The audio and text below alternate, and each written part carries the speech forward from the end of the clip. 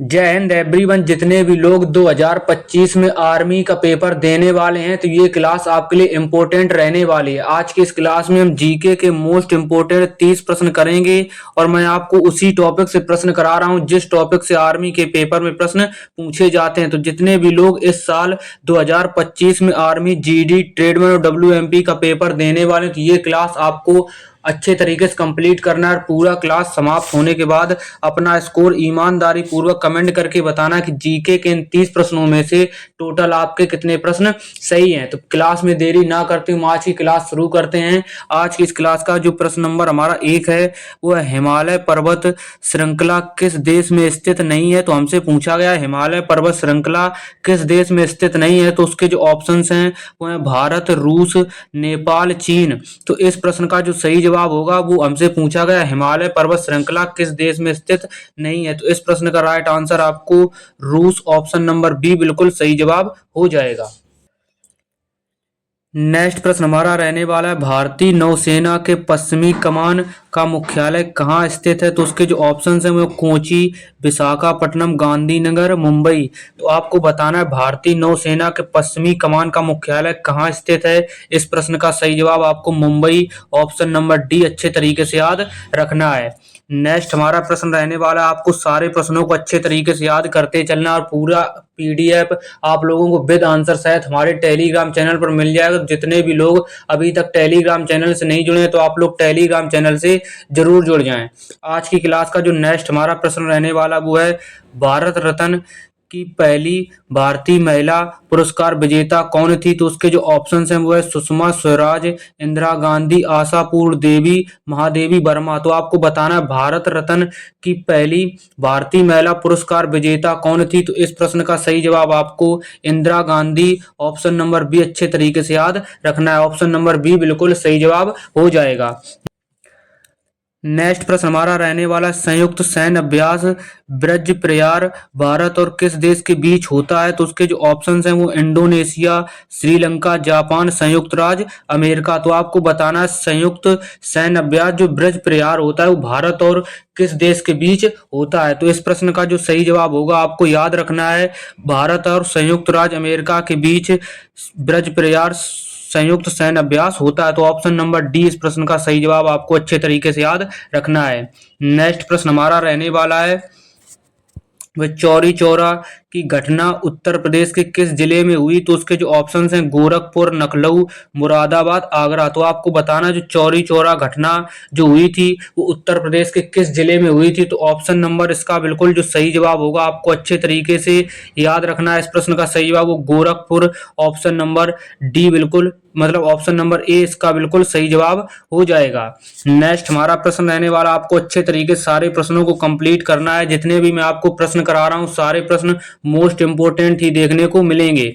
Next प्रश्न है यूरोपीय अंतरिक्ष एजेंसी ईएसए का मुख्यालय कहाँ स्थित है। तो उसके जो ऑप्शंस हैं वो हैं Paris, London, Vienna, the Hague. तो आपको बताना है यूरोपीय अंतरिक्ष एजेंसी का मुख्यालय कहाँ है। तो इस प्रश्न का सही जवाब आपको पेरिस, ऑप्शन नंबर ए अच्छे तरीके से याद रखना है। नेक्स्ट हमारा प्रश्न रहने वाला है, मैं बहुत ही जल्द आप लोगों के सामने लैब आऊंगा तो आपको पेपर से रिलेटेड जितनी भी जानकारी मतलब पूछनी हो तो आप लोग लैब में आकर पूछ सकेंगे। जब मैं लैब आऊंगा तो आप लोगों को मैं बता दूंगा पहले से ही मैं लैब कब आऊंगा। तो आपको लैब में जरूर जुड़ना, आपके सारे डाउट वहां से क्लियर होते जाओगे और आपस में कुछ जो बातें होंगी वो भी मैं करूंगा। तो आप लोग अच्छे तरीके से लैब में जरूर जुड़ना। लैब में बहुत ही जल्द आने वाला हूं, जैसे ही आऊंगा मैं आपको एक दिन पहले इंफॉर्मेशन कर दूंगा। तो नेक्स्ट हमारा प्रश्न रहने वाला है चपचार कूट किस राज्य का प्रमुख त्योहार है। तो उसके जो ऑप्शंस हैं वो है सिक्किम, मणिपुर, मिजोरम, मेघालय। तो आपको बताना है चपचार कूट किस राज्य का प्रमुख त्योहार है। तो इस प्रश्न का सही जवाब आपको सिक्किम, ऑप्शन नंबर ए इसका सही जवाब हो जाएगा। नेक्स्ट प्रश्न हमारा रहने वाला है, आप लोगों को सारे प्रश्न अच्छे तरीके से याद करते चलना है। नेक्स्ट जो हमारा प्रश्न है वो है पतंग महोत्सव, बेड़ेश्वर मेला तथा गणगौर किस राज्य का प्रमुख त्योहार है। तो उसके जो ऑप्शंस हैं वो हैं तमिलनाडु, केरल, गुजरात, राजस्थान। तो आपको बताना है इस प्रश्न का जो सही जवाब होगा वो पतंग महोत्सव, बाड़ेश्वर मेला तथा गणगौर किस राज्य के प्रमुख त्योहार हैं? तो इस प्रश्न का सही जवाब आपको राजस्थान, ऑप्शन नंबर डी अच्छे तरीके से याद रखना है। तो इस प्रश्न का सही जवाब आपको राजस्थान याद रखना है। नेक्स्ट हमारा प्रश्न जो रहने वाला है वो है, प्रमुख भारतीय संगीत कलाकार पंडित रविशंकर शर्मा का संबंध किससे है? तो उसके जो ऑप्शन हैं वो सितार वादन, तबला वादन, संतूर वादन, सारंगी वादन। तो आपको बताना है प्रमुख जो संगीतकार हैं पंडित रविशंकर शर्मा, इनका संबंध किससे है? तो इस प्रश्न का सही जवाब आपको सितार वादन, ऑप्शन नंबर ए अच्छे तरीके से याद रखना है। नेक्स्ट प्रश्न हमारा रहने वाला है, मैं ये पूरा पीडीएफ आप लोगों को हमारे टेलीग्राम चैनल पर विद आंसर सहित भेज दूंगा, तो आप लोग टेलीग्राम चैनल से जरूर जुड़ जाएं। टेलीग्राम चैनल का लिंक आपको वीडियो को डिस्क्रिप्शन बॉक्स में देखने को मिल जाएगा। नेक्स्ट हमारा प्रश्न है वह प्रधानमंत्री जन धन योजना जिसे हम पीएमजेडीवाई के नाम से जानते हैं, इसकी शुरुआत कब हुई थी? तो इसके जो ऑप्शंस हैं वो 28 अगस्त 2014, 2 अक्टूबर 2014, उसके बाद 15 अगस्त 2016, 1 जनवरी 2016। तो आप लोगों को इस प्रश्न का सही जवाब बताना है प्रधानमंत्री जन धन योजना की शुरुआत कब हुई थी? तो इस प्रश्न का सही जवाब 28 अगस्त 2014 को प्रधानमंत्री जन धन योजना की शुरुआत हुई थी। ऑप्शन नंबर ए इस प्रश्न का सही जवाब हो जाएगा। बिल्कुल इसी तरीके से आपसे आपके पेपर में प्रश्न पूछे जाएंगे, तो आप लोगों को अच्छे तरीके से सारे प्रश्नों को याद करते चलना और आप लोग अच्छे तरीके से अपना रिवीजन करते चलें। नेक्स्ट हमारा जो प्रश्न रहने वाला है वो है, खजुराहो के प्रसिद्ध मंदिर का निर्माण किस वंश के द्वारा कराया गया था? तो उसके जो ऑप्शंस हैं वो है चोल वंश, चंदेल वंश, मौर्य वंश। तो इस प्रश्न में सिर्फ 3 ऑप्शंस दिए गए, आपको सही जवाब बताना है। जो खजुराहो के प्रसिद्ध मंदिर हैं इसका निर्माण किस वंश के द्वारा कराया गया था? तो इस प्रश्न का सही जवाब आपको चंदेल वंश, ऑप्शन नंबर बी इसका बिल्कुल सही जवाब हो जाएगा। आपको अच्छे तरीके से याद रखना है जो खजुराहो के प्रसिद्ध मंदिर हैं इनका जो निर्माण वो चंदेल वंश के शासकों द्वारा कराया गया था। नेक्स्ट प्रश्न हमारा रहने वाला है, प्रश्न नंबर आपको जो सामने है वो 12 है। आप लोगों को प्रश्न को पढ़कर उसका आंसर अच्छे तरीके से करते रहना है। नेक्स्ट प्रश्न, वर्तमान भारत में कुल कितने जैव मंडल आरक्षित क्षेत्र हैं? तो उसके जो ऑप्शंस हैं वो 12, 16, 18, 24। तो आपको बताना है वर्तमान भारत में कुल कितने जैव मंडल आरक्षित क्षेत्र हैं। तो इस प्रश्न का सही जवाब आपको अच्छे से याद रखना है। इस प्रश्न का सही जवाब 18, ऑप्शन नंबर सी इस प्रश्न का सही जवाब हो जाएगा। नेक्स्ट प्रश्न हमारा रहने वाला है वो है 10वां पुरुष आईसीसी T20 क्रिकेट विश्व कप 2026 कहां पर आयोजित होगा? तो उसके जो ऑप्शंस हैं वह श्रीलंका और दक्षिण अफ्रीका, ऑस्ट्रेलिया और न्यूजीलैंड, भारत और श्रीलंका। तो आपको बताना है जो जो हमारा 2026 में विश्व कप पुरुष T20 होगा वो कहां पर होगा, और ये 10वां नंबर का पुरुष T20 विश्व कप होगा। तो ये किन किन देशों के बीच होगा? तो आप लोगों को अच्छे तरीके से याद रखना है ये कहां पर आयोजित होगा। तो आप लोगों को अच्छे तरीके से इस प्रश्न का राइट आंसर, भारत और श्रीलंका में ये विश्व कप आयोजित किया जाएगा 2026 का। ये 10 नंबर का पुरुष ICC 20 विश्व कप रहने वाला है, आप लोगों को अच्छे तरीके से याद रखना है। नेक्स्ट हमारा प्रश्न रहने वाला है, तो जितने भी लोग चैनल पर नए हैं तो चैनल को सब्सक्राइब जरूर कर लें, और जितने भी लोगों ने अभी तक वीडियो को लाइक नहीं किया तो आप लोग वीडियो को जरूर लाइक कर दें। नेक्स्ट हमारा प्रश्न रहने वाला वो चंबल, बेतवा, केन किसकी सहायक नदियां हैं? तो उसके जो ऑप्शंस हैं गंगा नदी, गोदावरी नदी, कृष्ण नदी, यमुना नदी। तो आपको बताना है चंबल, बेतवा, केन किसकी सहायक नदियां हैं? तो इस प्रश्न का जो सही जवाब है आपको यमुना नदी, ऑप्शन नंबर डी अच्छे तरीके से याद रखना है।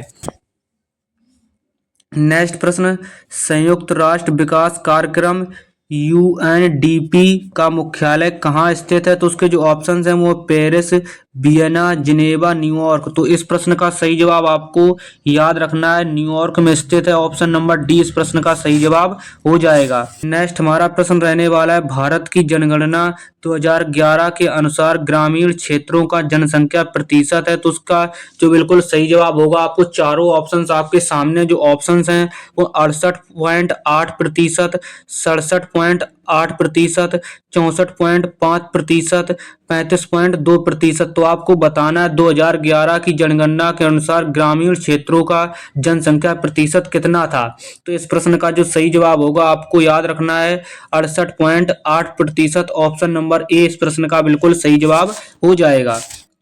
नेक्स्ट प्रश्न है हमारा, उच्च न्यायालय के न्यायाधीशों की अधिकतम आयु सीमा कितनी है? तो उसके जो ऑप्शंस हैं 60 वर्ष, 52 वर्ष, 55 वर्ष, 62 वर्ष। तो आपको बताना है उच्च न्यायालय के न्यायाधीशों की अधिकतम आयु सीमा कितनी है? तो इस प्रश्न का सही जवाब आपको 62 वर्ष, ऑप्शन नंबर डी अच्छे तरीके से याद रखना है। जो उच्च न्यायालय के न्यायाधीशों की अधिकतम आयु सीमा होती है वो 62 वर्ष होती है।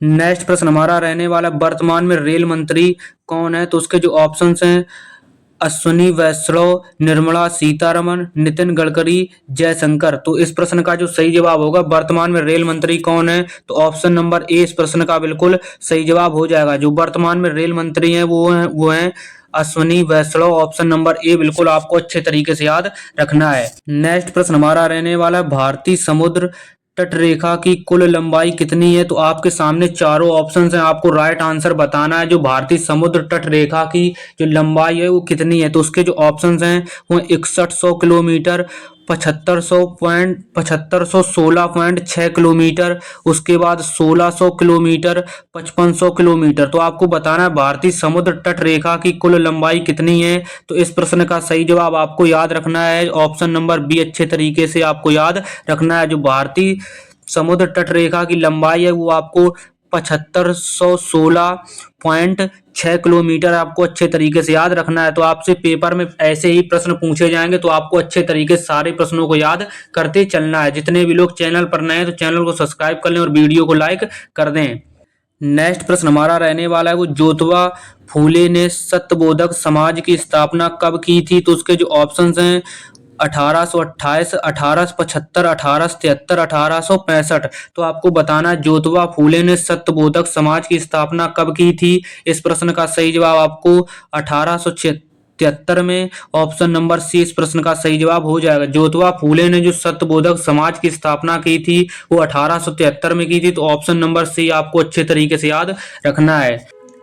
नेक्स्ट प्रश्न हमारा रहने वाला है, गुरु शिखर किस पर्वत श्रृंखला का सर्वोच्च शिखर है? तो उसके जो ऑप्शंस हैं नीलगिरी पर्वत श्रृंखला, अरावली पर्वत श्रृंखला, छोटा नागपुर का पठार, सतपुरा पर्वत श्रृंखला। तो आपको बताना गुरु शिखर किस पर्वत श्रृंखला का सर्वोच्च शिखर है। तो इस प्रश्न का सही जवाब आपको अरावली पर्वत श्रृंखला, ऑप्शन नंबर बी बहुत अच्छे तरीके से याद रखना है। अब मैं आपको हो सकता है जितने भी मोस्ट इंपोर्टेंट प्रश्न करा रहा हूं उतने आपको प्रश्न अच्छे तरीके से याद करते चलना है, और आप लोग जीके में एक अच्छा स्कोर जरूर कर आओगे, क्योंकि मैं जितने आपको प्रश्न करा रहा हूँ सारे प्रश्न मोस्ट इंपोर्टेंट ही करा रहा हूँ। नेक्स्ट हमारा प्रश्न रहने वाला है, पंडित दयाशंकर कौन सा वाद्य यंत्र बजाते थे? तो उसके जो ऑप्शंस हैं शहनाई, बांसुरी, सारंगी, संतूर। तो आपको बताना है पंडित दयाशंकर कौन सा वाद्य यंत्र बजाते थे। तो इस प्रश्न का सही जवाब आपको याद रखना है, ऑप्शन नंबर ए ये शहनाई वादक थे।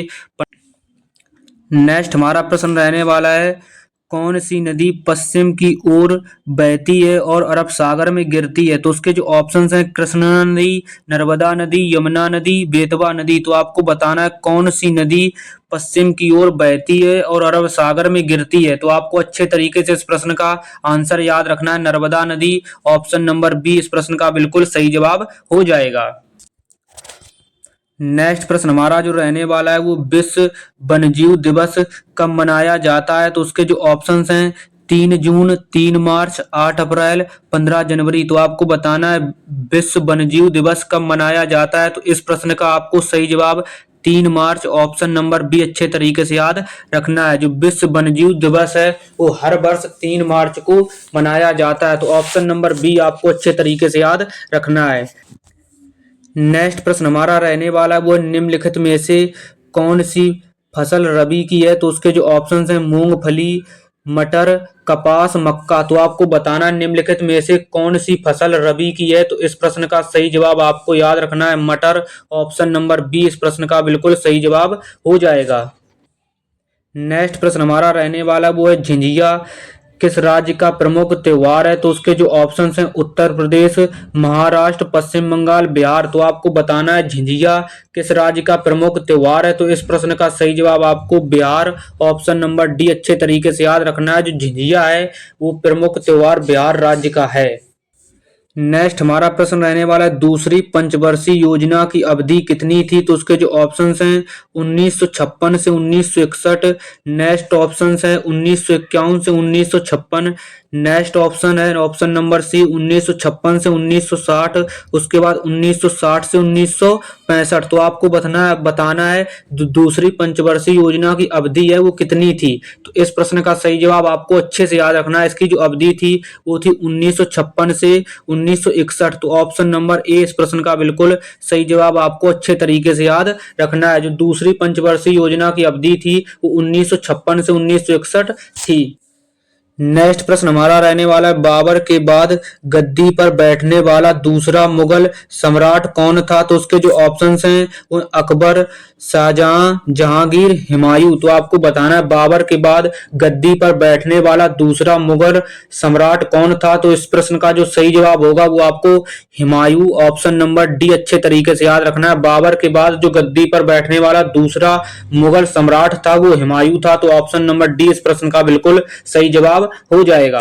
नेक्स्ट प्रश्न हमारा जो रहने वाला है, तो आप लोगों को सारे प्रश्न बहुत अच्छे तरीके से याद करना है। आपको जितने भी प्रश्न मैं करा रहा हूं सारे प्रश्न मोस्ट इंपोर्टेंट करा रहा हूं, उन्हीं टॉपिक से प्रश्न करा रहा हूं जिन टॉपिक से आर्मी के पेपर में प्रश्न पूछे जाते हैं। ऐसा नहीं है जो टॉपिक मैं आपको बताया हूं अपनी तरफ से बताया हूं उन्हीं टॉपिक को आर्मी के ऑफिशियल सिलेबस में लिखा गया था, उन्हीं टॉपिक को मैंने आपको बताया भी है एक वीडियो बनाकर, उन्हीं टॉपिक से मैं आपको प्रश्न करा रहा हूं। ऐसा तो है नहीं कि आर्मी के नोटिफिकेशन में जो सिलेबस लिखा गया वो आपसे अलग पूछेगा, तो ऐसा कभी नहीं हुआ। आप लोगों को अच्छे तरीके से सारे प्रश्नों को याद करते चलना है। जो हमारा नेक्स्ट प्रश्न रहने वाला है, राज्यसभा के सदस्यों का नामांकन कहां से लिया गया है? तो उसके जो ऑप्शंस हैं वो आयरलैंड, रूस, कनाडा, संयुक्त राष्ट्र अमेरिका। तो आपको इस प्रश्न का सही जवाब अच्छे से याद रखना है, आयरलैंड, ऑप्शन नंबर ये बिल्कुल सही जवाब हो जाएगा। नेक्स्ट हमारा जो प्रश्न रहने वाला है, आप लोगों को सारे प्रश्न अच्छे तरीके से करते चलना है। नेक्स्ट हमारा प्रश्न है, कौन सी पर्वतमाला उत्तर भारत को दक्षिण भारत से अलग करती है? तो उसके जो ऑप्शंस हैं विंध्याचल, मालवा, मैकाल, सतपुरा। तो इस प्रश्न का जो सही जवाब होगा, हमसे पूछा गया था कौन सी पर्वतमाला उत्तर भारत को दक्षिण भारत से अलग करती है। तो इस प्रश्न का सही जवाब आपको याद रखना है विंध्याचल, ऑप्शन नंबर ए बिल्कुल सही जवाब हो जाएगा। आज की इस क्लास में हमने टोटल जीके के मोस्ट इंपोर्टेंट 30 प्रश्न किए हैं। तो आप लोगों को सारे प्रश्न अच्छे तरीके से याद कर लेने, और आप लोगों को इस क्लास का पूरा पीडीएफ हमारे टेलीग्राम चैनल पर मिल जाएगा। तो आप लोग वहां से अपना एक बार रिवीजन और कर लेना। आप लोगों को इस प्रश्न का आंसर कमेंट करके बताना है कि भारत में सबसे अधिक जूट किस राज्य में होती है? तो उसके जो ऑप्शंस हैं वो है कर्नाटक, गुजरात, पश्चिम बंगाल, महाराष्ट्र। तो आप लोगों को इस प्रश्न का आंसर कमेंट करके बताना है, कमेंट करके आपको बताना है। आज की इस क्लास में हमने जीके के मोस्ट इंपोर्टेंट 30 प्रश्न किए हैं। तो आप लोगों को अब अपना स्कोर ईमानदारी पूर्वक कमेंट करके बताना है कि आज की इस क्लास में आपके टोटल कितने प्रश्न सही रहे हैं। तो आप लोग अच्छे तरीके से क्लासों को सारी कंप्लीट करते चलें। आपको मैं बहुत मोस्ट इंपोर्टेंट प्रश्न करा रहा हूं, बस आपको सारे प्रश्न अच्छे तरीके से याद होने चाहिए। आप लोग पेपर में एक अच्छा स्कोर जरूर कर आओगे। अभी आपकी क्लासें थोड़ी सी लंबी नहीं हो पा रही, थोड़ी समस्या है, जैसी मतलब प्रॉब्लम सारी सॉल्व हो जाएगी, आप लोगों को एक अच्छे से और निरंतर क्लासें मिलेंगी। तो आप लोगों को परेशान होने की जरूरत नहीं है, आप लोग इन्हीं क्लासों को अच्छे तरीके से कंप्लीट करते चलें। तो चलिए मिलते हैं नेक्स्ट क्लास में, तब तक के लिए आप लोग इन्हीं क्लासों का अपना रिवीजन करते रहिए। मैं कोशिश करूंगा कि आप लोगों को जल्दी से जल्द क्लासें निरंतर देने की, हर रोज देने की कोशिश करूं। तो आप लोगों को एक बड़ी बड़ी क्लासें में कराऊंगा, ऐसा नहीं कि आप लोगों को बस इतनी ही क्लासें करा दिया हूं। अभी मैं आपको 50-100 प्रश्नों की क्लास हर रोज कराया करेंगे। थोड़ी सभी 4-5 दिन और दिक्कत रहेगी, उसके बाद में आपको बराबर क्लासें देखने को मिलेंगी। तो चलिए मिलते हैं नेक्स्ट क्लास में, तब तक ले जय हिंद, जय भारत, वंदे मातरम।